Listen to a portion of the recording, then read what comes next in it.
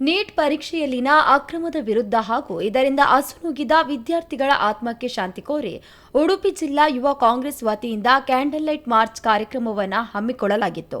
Candle light ಮಾರ್ಚ್ಗೆ Udupi Shrikrishna ಮಠದ ರಾಜಾಂಗಣ parking ಬಳಿ ಉಡುಪಿ ಜಿಲ್ಲಾ ಕಾಂಗ್ರೆಸ್ ಅಧ್ಯಕ್ಷರಾದ ಅಶೋಕ್ ಕುಮಾರ್ ಕೊಡವೂರು ಅವರು ಚಾಲನೆ ನೀಡಿದರು. ಅಲ್ಲಿಂದ ಹೊರಟ ಜಾಥಾವು ಕಲ್ಸಂಗ ಸಿಟಿ ಬಸ್ ನಿಲ್ದಾಣ, ಸರ್ವಿಸ್ ಬಸ್ ನಿಲ್ದಾಣದ ಮಾರ್ಗವಾಗಿ ನಗರದ ಹಳೆಯ ಕೆಎಸ್ಆರ್ಟಿಸಿ ಬಸ್ ನಿಲ್ದಾಣದಲ್ಲಿ ಸಮಾಪ್ತಿಗೊಂಡಿತು. ಬಳಿಕ ನಡೆದಂತಹ ಸಭೆಯನ್ನುದ್ದೇಶಿಸಿ ಮಾತನಾಡಿದ ಕಾಂಗ್ರೆಸ್ ಮುಖಂಡ ಎಂಜಿ ಹೆಗಡೆ ಅವರು ಮಾತನಾಡಿ, ನೀಟ್ ಪ್ರಶ್ನೆ ಪತ್ರಿಕೆ ಸೋರಿಕೆಗೆ ಆರ್ಎಸ್ಎಸ್ ಕಾರಣ.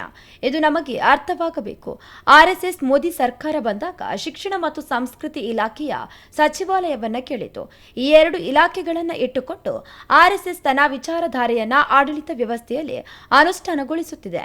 ಎಬಿವಿಪಿ ಮತ್ತು ಆರ್ಎಸ್ಎಸ್ನವರು ನೀಟ್ ಅಧಿಕಾರದ ಮಂಡಳಿಯಲ್ಲಿ ಬಂದು ಕುಳಿತುಕೊಂಡಿದ್ದಾರೆ ಎಂದು ಆರೋಪಿಸಿದರು.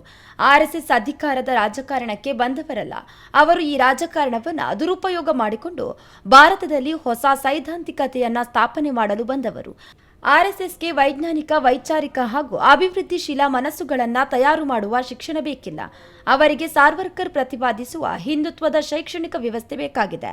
ಹಾಗಾಗಿ ಉಡುಪಿ ಕ್ಷೇತ್ರದ ಶಾಸಕ ಯಶ್ಪಾಲ್ ಸುವರ್ಣ ಅವರಿಗೆ ತನ್ನ ಕ್ಷೇತ್ರಕ್ಕೆ ಐಐಟಿ ಬೇಕು ಎಂದು ಅನಿಸುವುದಿಲ್ಲ. ಅವರಿಗೆ ಕೇಸರಿ ಶಾಲ್ ಹಾಕಿಕೊಂಡು ಯುವಕರು ಹೊಡೆದಾಟ ಮಾಡಿದರೆ, ಹಿಜಾಬ್ ಗಲಾಟೆ ಮಾಡಿದರೆ ಮಾತ್ರ ಮತ ಸಿಗುವುದು. ಅವರಿಗೆ ವೈಜ್ಞಾನಿಕ ಚಿಂತನೆ ಬೇಡ ಎಂದು ಕಟುವಾಗಿ ಟೀಕಿಸಿದರು. ಜಾಗಟೆ ಹೊಡೆಯುವುದೇನು, ಶಂಕ ಹೊಡೆದದ್ದೇನು, ಮನೆ ಮುಂದೆ ರಂಗವಲ್ಲಿ ಎಷ್ಟೊಂದು ಭಾವನಾತ್ಮಕವಾಗಿ ಮುಖ್ಯ ಜನರು ಅದನ್ನು ಸ್ವಾಗತ ಮಾಡಿ, ಅದರಲ್ಲಿ ಕಾಂಗ್ರೆಸ್, ಬಿಜೆಪಿಯಲ್ಲಿ ಏನು ರಾಮಭಕ್ತಿ,